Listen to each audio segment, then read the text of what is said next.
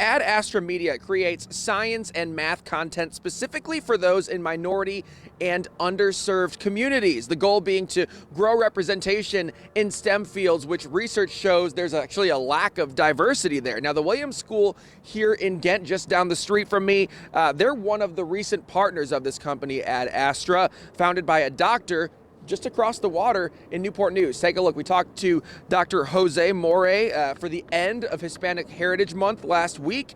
Mouri says he was young when he moved here, when he moved to Florida from Puerto Rico. Now, a lifelong student, he graduated medical school, and then he decided, hey, I'm going to continue my education past that, doing work in computer science and analytics. He eventually worked for IBM and with NASA, the UN, and others.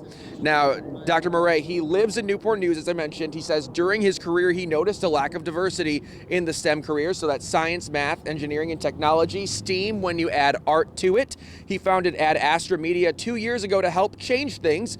It's Latin for to the stars. And Ad Astra now has 22 brands of bilingual content, reaching 4.5 million kids in 5 continents. Because we know that a lot of kids, especially LGBTQ+, BIPOC, young girls, we tend to lose them in the STEM and STEAM fields, particularly when they get middle school or high school, for a lot of different reasons. So we want to keep creating content that inspires them, both outside of the classroom and in informal settings.